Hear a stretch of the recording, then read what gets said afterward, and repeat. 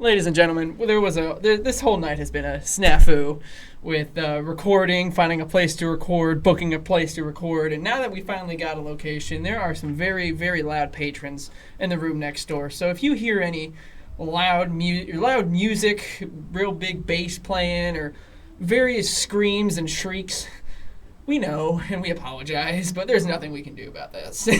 Tonight is the last night we have for a while to get together and record. So we're making the best of the situation that we got.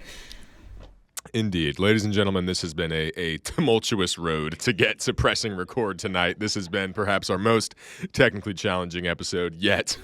And this episode is going to be shorter than normal because of everything that's happened. We have about 40 minutes.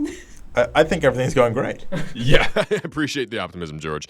And to be clear, Noah is not exaggerating at all. The people next door in the other recording studio are quite literally playing an intense bass intermittently and screaming in a gladiator-like fashion. They're doing it right now. So it's this is wild.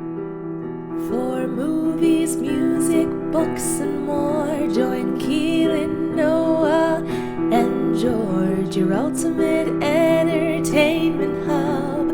Welcome to the Everything Club.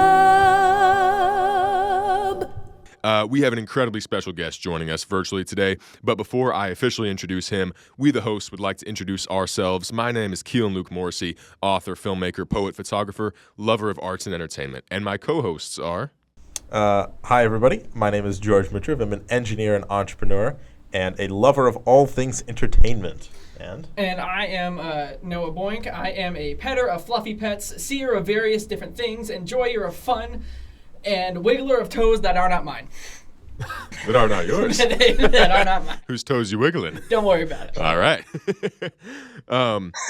So our guest today is a Chicago-based illustrator, painter, comic artist, and fashionista. He's a recent graduate of SAIC where he honed his uniquely grungy and intricate style.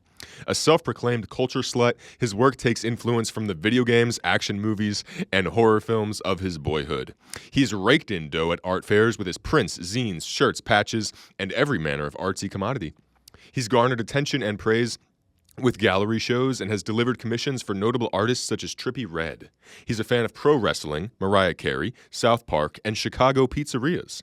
It's none other than Josh Mitchell. Josh, welcome to the show. Hello, thank you for having me. Absolutely. Our pleasure. How you doing today? How has the last hour and a half been for you?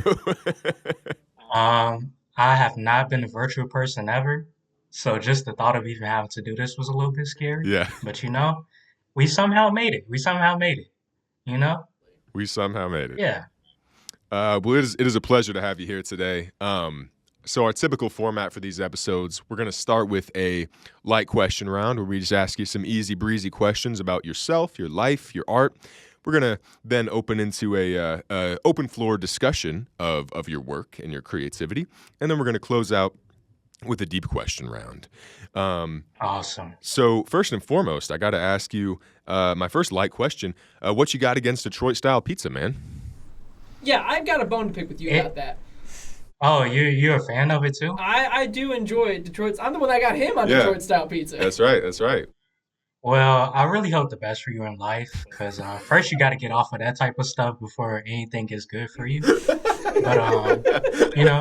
as somebody who's been in Chicago forever, what else am I going to choose? Yeah. I mean that's fair, but I've had actively better dislike pizza it. every single day of my life, basically. I respect the loyalty. Yeah. But, I mean... It's easier for us being down in St. Louis to be able to jump from pizza style to pizza style because St. Louis style pizza is honestly kind of fucking terrible. So... I enjoy the square beyond compare, but maybe that's just me. I don't even know what St. Louis style is. compare. I'm trying to think of it, like, off the bat. You had it, it's like tavern style. It's like squares. Yeah. Okay. Yeah. Actually, I got that over Detroit. You put that over Detroit? I put that over Provel Detroit. cheese on saltine crackers over Detroit style pizza? Detroit style pizza is literally like cardboard and grease just thrown on top of it. That's Music to my ears, baby. I can't imagine anything like that. It's insanity. Uh, Yeah, but I'm not deep dish guy. All right, Not I'm a not deep gonna dish guy. like can't use that against me. Deep dish isn't really pizza, to be fair. It's a Fellas, little. we got to move on before we start getting heated. this just takes being thrown left and right. Oh my god. It's a little different. Okay, because there's a tavern style Chicago style, that most places also have. It's just I feel like the deep dish is like good for the promotion and stuff, but usually when you go to a Chicago pizza place, you don't get the deep dish unless it's like a special occasion or something. If you're eating that every day, it's like I can see you getting real tired of that really quick. That's what I mean. It's not the kind of pizza that you just have. Like any day of the week. It's different. You put a deep dish pizza in front of me, I'm gonna eat it no matter what Yeah, day of the week I'll it have is. it. But like on a week, I mean, I'll still go eat it, but It's on a weekly basis, but says more than you can have. Well, anyways, anyone else got a light question for Sir Josh? Josh, I have a question for you. Mhm. Who is your favorite person to do art on, me or Keilan? Now there's a question. Because you've done it on both of us. Okay.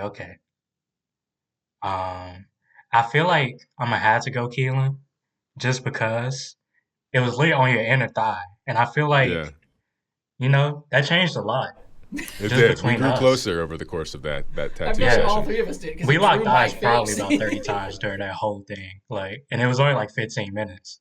Like, Yeah, listener, we used one of those temporary tattoo ink box pens, and Josh, with his incredibly intricate style, drew Noah's face on my inner thigh. This was a bonding moment for everyone. for everyone involved, and I wasn't It even was there. Yeah. There are pictures. I can't believe you kept it on for those many days too. Just walking Yeah, around no, with listener, it doesn't go away for 2 weeks. So Noah's face got to know my thigh pretty well. it became a three-sided connection just from that. Exactly. And that's why we became swamp benders together. Indeed. George, you got a question? Yeah, but my question is like more of an official. Josh, how does living in Chicago influence your style and subject matter as an artist? Ooh. That's a good way to bring this up. I feel like, well, I guess it's only been 4 years since I was technically in like the city area of Chicago, but I would say that's probably had the most impact out of like all of the years, Yeah. just having like a wider vision to like spread everything, seeing a lot of people of different cultures and getting to take stuff from that. A lot of my stuff is stolen. I steal. I steal it from the UK from way back. So I feel like the city has a lot of influences like that as well, where I can kind of just like bring them all together. And yeah, pretty much. As for the previous years, I guess me just not being around much and having to consume media to kind of use as an outlet to even get information and a lot of inspiration. That also helped a lot. Yeah, would you say that your time in Chicago Heights before coming to live downtown was like which would you say was more influential? Your time in Chicago Heights or your time in downtown Chicago? I would say downtown Chicago definitely. A lot of imagery I get is stuff that I did consume while I was in Chicago Heights, but just being in the school and around like people with similar ideas led me to kind of create the work that I've been making for the past 2 years, which I feel like is probably the most representational of me. Totally. Gotcha. Well, Josh, I would like to ask you another question. If you could only color your nails one color forever, what color would you pick? Oh, whoa, hold on. You see, my favorite color is orange, but I'm not that big on orange nails. I'm thinking about doing it soon again, but maybe that'll change it for me. Yeah. But I think I'm gonna have to go purple. I think Purple? purple, yeah, purple is too versatile. I mean, it's so many like different looking shades. You can immediately like pinpoint it from anywhere. Mm-hmm. I also feel like it works on pretty much anybody's like skin tone compared to other ones where it's like, they can stand out really hard and such. Yeah. But you can always find like the right purple since it kind of blends into two spectrums with the reds and the blues. Like, get a violet, Hmm. get a lilac, something like that. Work around it. Yeah, man. You got a range of purples right now, right? Yeah, I got two different purples on right now. Nice, nice. Yeah. Yeah, listener, if you're not familiar with Josh, he has some legendary nails. They like it's a sight to behold, I'll tell you. All natural. All natural. All natural. Yeah, no, yeah, they are longer than most nail extensions are, and they're all natural, so it's quite impressive. Gents, we can transition on into that open floor discussion. We can segue. We can segue. Let's segue, boys. George, should we segue? Yeah. Okay. We are segueing. In the process of segueing. We have segued. Just a segue off that, Josh. So you grew up in the Chicago Heights. If you don't mind, because I had the privilege of visiting. Earlier this year, I visited Chicago Heights with Zaya, and we got to see your setup there. It's January. Earlier last year. Apologies. Wow. Oh my God. I was like, there's no way you made that trip already. That is crazy. Can you share with us a little bit about what it's been like for you living there and how you sort of like? This is a very basic question that I don't know if I know the concrete answer to. Like, how did you come upon art in general? Like, how did you begin? Did you have any influences in your family, any friends, or was it purely just your own thing that you discovered and pursued when you were young? Oh yeah, definitely.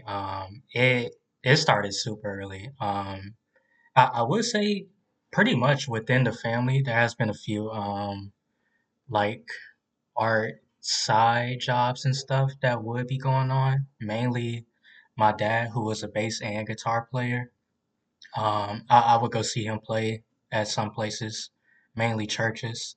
I think that was probably my first introduction to at least viewing it outside of like, oh, this is something that you'll see on a book or a CD, and that's kind of like the room where it lays. Yeah. Um, After that, the visual art side, my brother was also a visual artist, so I Okay. would I would kind of be in a competition and just like make super similar stuff and try to make it better.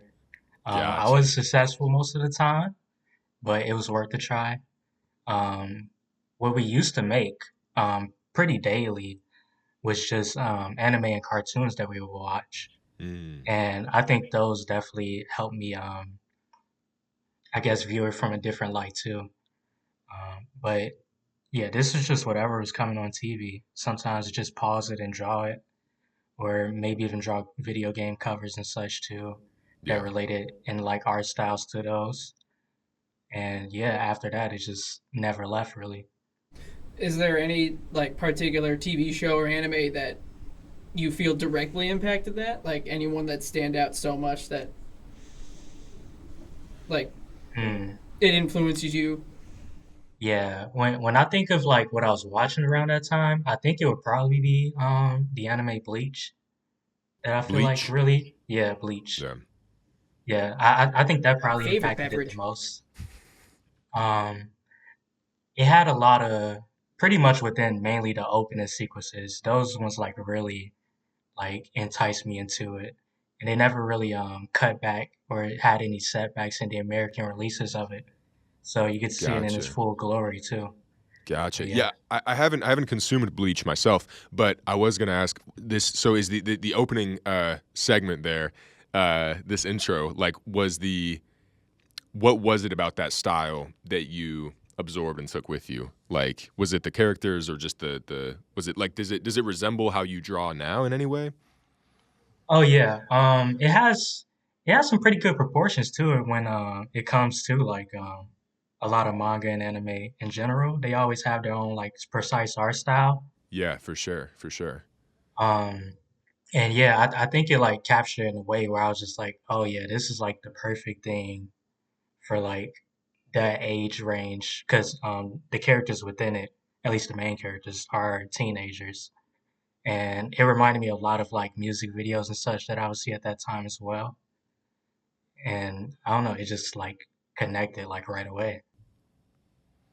Yeah, that's awesome, man. It's cool how you have totally absorbed like all these very different realms of from wrestling to music to horror to anime. These are such different corners of pop culture, and yet it all feels very cohesive under the umbrella of your art. Like is there something that you sort of look for in a piece of media that makes you really gravitate towards it? Like I know on your website you mentioned in your artist statements that you like that sort of what you call boy art of things that resemble like boyhood, the excessive humor and violence in video games, action, like that kind of thing. Is that your main pull, or is it something else?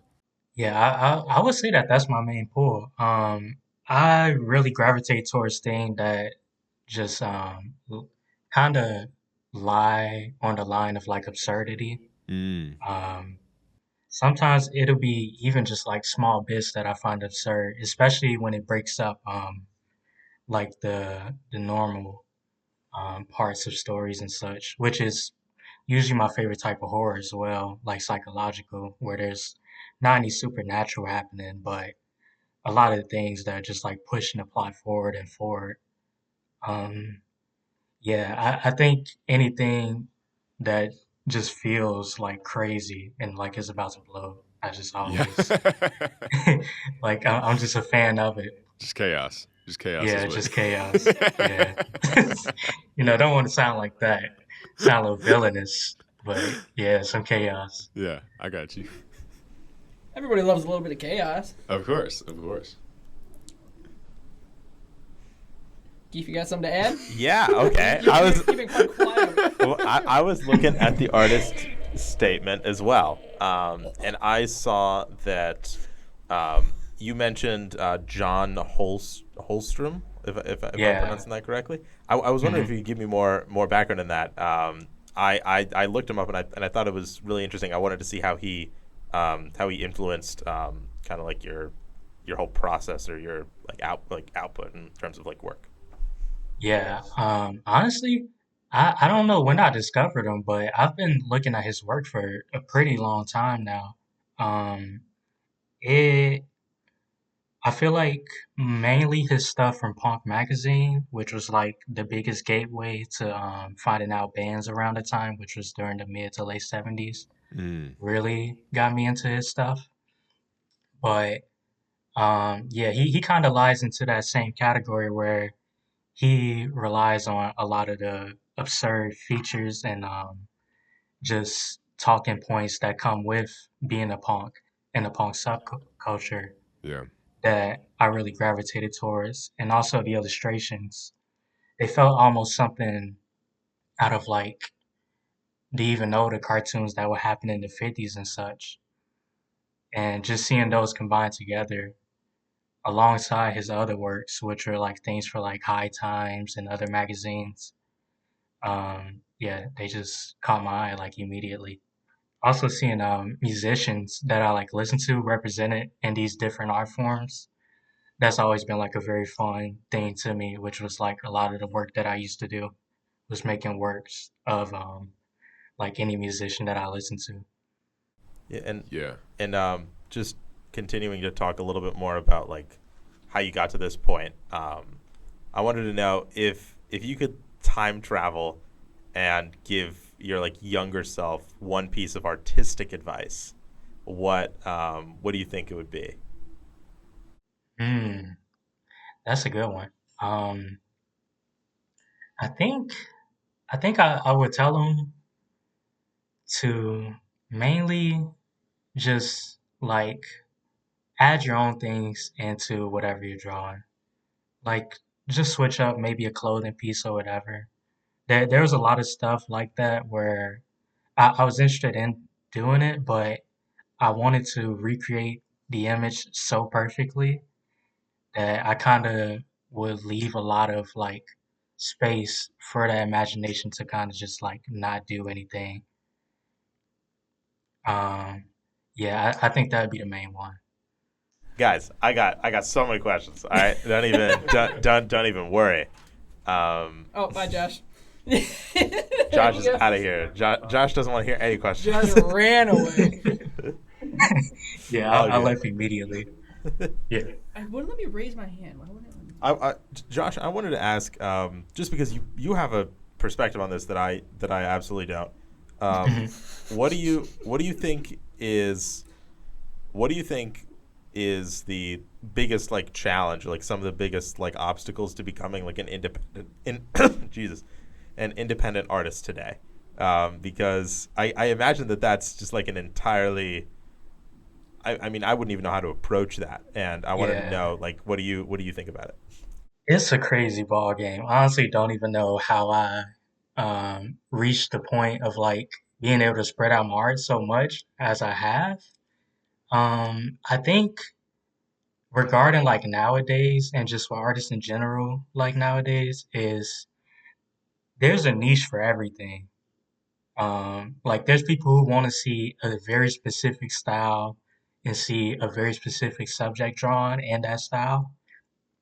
And I feel like it can be kind of a hindrance sometimes, but you can cultivate an audience by doing such. And people who will just be interested in tuning in every time to it. Um, but like, I think it also creates like this really big problem where like the worldwide spread that like artists used to get, like you can remember artists just by name pre like 2000s, you know? And nowadays it's just like everybody has their own favorite. Um, and it's just hard to reach, I guess, the art world where the galleries and such are with that kind of work in mind. It's kind of hard to find the balance. Yeah. That Yeah. makes sense. I imagine. I don't the art, at least art as a field, because I took a couple of history classes in school and some stuff about art history, and it's evolving so like rapidly in such interesting ways that I don't think anybody could have expected. So Yeah. like how do you see things changing while like in the next I mean, I guess in the next few years? Mm. I think political art is definitely gonna get a big raise. Yeah, that's when the biggest movements always happen is in response to the politics, whether it's like little small nods or full on signs or little targeted works. Um, I feel like that's gonna be big, but I feel like kind of with everything else in the realm, I think it's just gonna get even more niche. Like I think the audiences are gonna grow for the specific artists who make um, certain types of things, but I feel like there will be a chance that it'll never leave that small group that is like being sold to or given to or even shown to maybe. Um, like the amount of apps that we have where you just have like that set followers that'll see your art and like the odds of like everybody else seeing it is pretty low. There's always things like the explore page or the for you page, but even with that, you got to be at a certain level and be um, bringing it out to a certain amount of people that'll enjoy it for it to even reach that kind of spread. That makes sense. I mean, I'll be following you forever, but awesome. See, but why is that not picking me up? No. The audio was all over the place. I got to come there sometime. Yeah, Josh, our normal studio does not have this wear and tear. Somebody just wanted a snack while they were there. Yeah, exactly. Yeah, no, understandable. And they Yeah. also got mad at the speakers because those look like they're punched in. Yeah. I'm hoping this episode is salvageable. But if not, we'd love to have you back. This was... No, we're 100%. Yeah, I having mean, you back. I can always talk about my stuff. So, Josh, your fashion. You were one of the most fashionable men, no, perhaps the most fashionable man I know. And no offense, boys. And I was gonna say I'm wearing my beige and everything. I am wearing a maroon sweater that is one color. You back up. I'm wearing the same sweater but in a lighter brown. So Josh, could you speak to some of perhaps your fashion influences, how your fashion has evolved throughout the course of your life, and how do you view the intersection of your fashion and your art? Ooh. And Okay. also how being a swamp bender for a day has influenced that even to this day. Yeah, the Swan Bender is probably in my top 10 outfits. Oh, You know, hell yes. I wish I could publicly post it, but I don't know if people get the reference, and they'll probably look at me like I'm insane for going somewhere public You like got you got two other guys with you, all doing the same thing. It'll be fine. that. I got two dudes in the comments defending me. But yeah, fashion. I don't know. I just like it. It's a really fun pastime, at least for me. I know a lot of people say like they tell me that I should model and such. I'm like, no way. I'm not built for that. I just want to wear some stuff. But um, yeah, I think main influences. It kind of spreads a lot. It definitely goes back to where I said the art as well, which is a lot of like late 70s UK stuff. I'm a really big punk and new wave fan, Mm. and I took a lot of inspiration from both of those and a few other subgenres that I kind of grew up with over time too. Okay. Um, a Okay. big a big one being new metal, which is also super prevalent in wrestling and video Yeah. games, and just a lot of stuff that I consume. I guess it's just like accidentally became a new metal guy. Yeah. But um, yeah, I don't tend to really like limit anything that I want to wear anymore, which was a big thing that I came to terms with over the past like 4 or so years, I would say. Mm. Before that, I would show off like little things such as tees that would be of the bands and such. But I realized you can be a fan and do it in other ways and pay homage to people from the past who think like you and make work like you in other ways as well. Um, it's crazy as someone who is selling shirts in my art, but we're not going to say that. But yeah, I find it's a cool way to just pay homage to a lot of the artists who came before me, and kind of keep on their visions, make a lot of people mad too. Yeah. Uh, be a little provocative outside and such. No, for sure. For sure. I respect it. Yeah, Josh, you could 100% be a model, first of all. And I have some experience, having you on camera as a subject, Oh listener. yeah. Josh has acted in a number of KM Productions films. I mean, he's been an alien, a dragon, a ghost, and scariest of all, a Republican congressman. Oh. You can check these out at Keilan.com.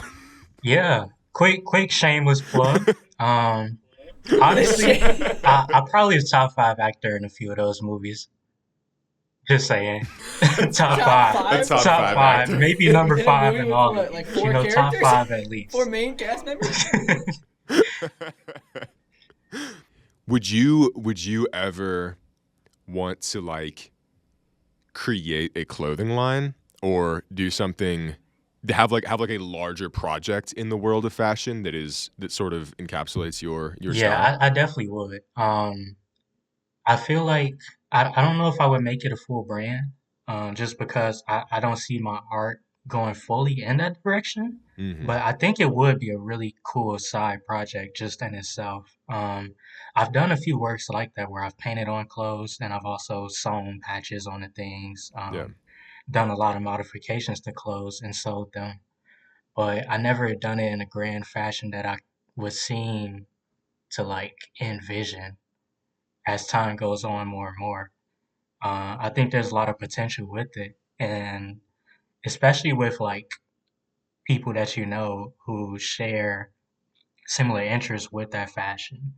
It's the same thing with the art. Is like there's a niche for everything, Right. and I feel like with like the styles that I have and stuff, there's a niche for those too that people will really be interested in and probably gravitate towards. And I would just love to have other people wear stuff like that. Yeah, I feel like your art is very niche, but as I mentioned in the intro, like you freaking went like you did crazy sales at the art fair. Like Yeah.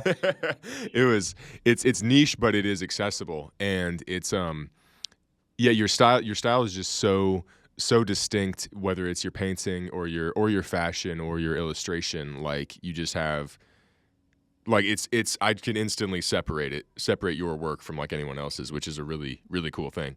I wanted to ask, do you have a preference between drawing and painting? Hmm. I think I think you're not gonna guess these next two words. I think as of now, it is drawing, but there's a big asterisk to that because I was literally doing a drawing every week last year, which was a part of the series that I was doing. And I think there may just be a bit of a um, little bias towards it right now. But in the grand scheme, it may change. But yeah, as of right now, it's definitely drawing. I've been loving just doing black and white stuff and limiting myself as much as possible. Being able to do it anywhere is also a really big plus. Definitely can do that with painting. Um, I've been using one pencil for most of them too. Damn. Yeah. Wow. Yeah, Wow. That's and I impressive. think it really it's just been helping my hand work. It's helping me work on like other forms of art too, in a way where I'm kind of just like, oh, I don't need all that stuff really. I can do it with just like maybe one brush or one color and such. Yeah. Yeah. Yeah, no, that's awesome. Like, and guys, I don't know. I mean, I guess you've seen Josh do his tattooing work, but if you see this man with I guess I didn't really see him do it. I guess My that's back true. was literally to him. That is true. That is true. But if you see this man with like a tablet of paper and his like one pen, it's magic. What you do, you, and the way you described it to me of just. You're like, it's just a bunch of little lines, and then you put all the lines together, and then it's a picture. It's that simple. And it's this It is. fucking masterpiece of like the most like intricate, wrestlers in these crazy poses. And it's yeah, the way that you create this drawing just as you go and let the space kind of dictate where like it's just unbelievable. It's really crazy. You can never be white space when it comes to that, but Mm, that is another thing that I would tell my younger self. Don't worry about guidelines too much. Definitely.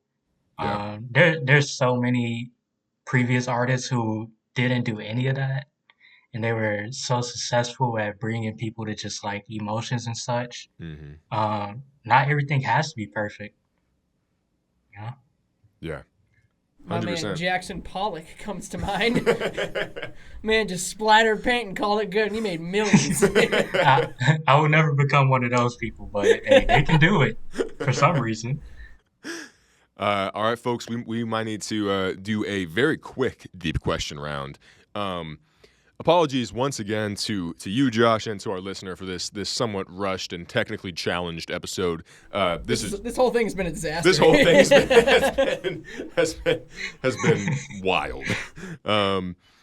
So, does someone want to throw out a question for Josh before we conclude? I can throw one out. Hey Josh. Hey Joshua. Hit me with it.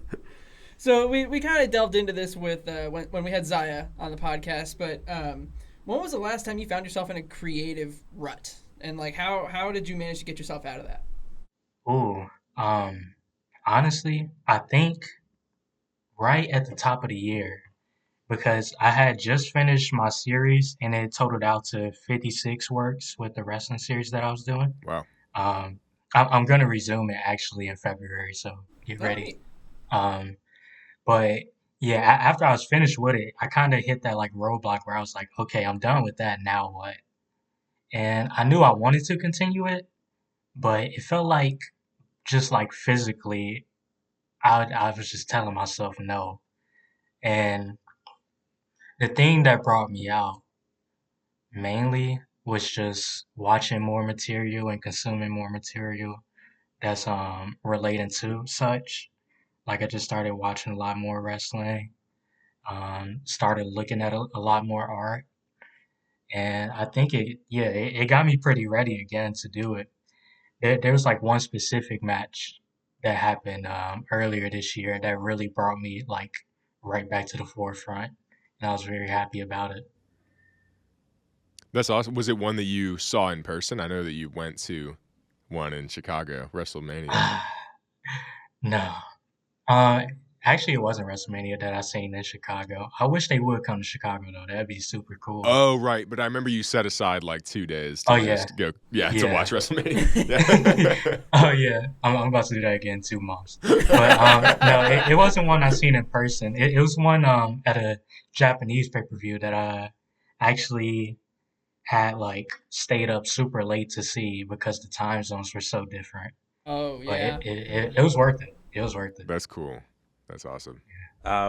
Yeah, just my last question probably of the podcast Yeah. would probably be, I have always found the intersection of creativity and identity to be something that is just a very interesting place to like ask questions and to be around.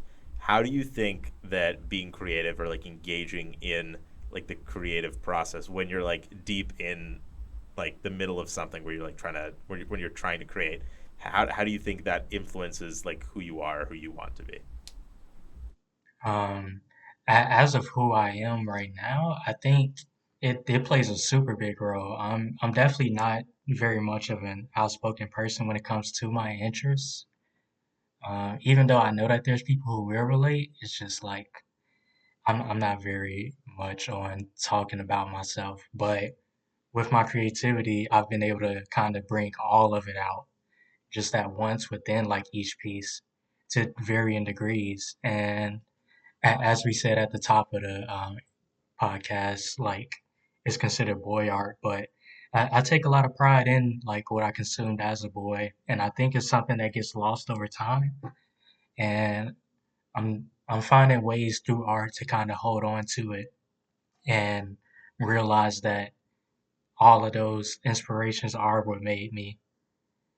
Um, as in who I want to be, I think it will help me start talking about it. I will hope at least, definitely, as I get older and have even more information that I could be giving to other people. Um, but mainly, I probably wouldn't talk about myself in that way. I would definitely love to talk to art and about my art to other people and younger people, and just inspire. I love that. Yeah. What, and this can be our last question, but what would you say is the message or the emotion or the energy that you would like younger people or whoever's consuming your art to take away from that sort of like boy art, as you say? Would it be like a reconnection with one's younger self? Is it more of a commentary on society? Is it, like what is that thing that you want that art to be imbued with the most? Yeah, it's definitely a little bit of both. What I would tell them is just don't let the like outer workings that come with being an adult and just all the stuff that you don't want to do, don't let it dictate and become you. You're never your job. You're never the things that you ride or the things that you wear. It'll always be what's going on in your brain because that is what's going to make the person every time. And those things that you have consumed are always going to be important, positive or negative. They're going to make you. And you should take pride in it sometimes. Absolutely. Yeah, it can be some fun stuff, Yeah, for sure. Well, all right, boys. I think we need to wrap up this podcast effective immediately. Josh, we're going to call this part one. We're going to call this part one of your interview, all right? Because, absolutely. We're going to have you back. Yeah, because you deserve far longer and far better conditions than this. But thank you so much for joining us, listener. We hope that you learned something cool from our guest, Josh Mitchell, today. You can go check him out on all the social medias. Yeah, take care, everyone. Peace. Bye. Yeah. Bye.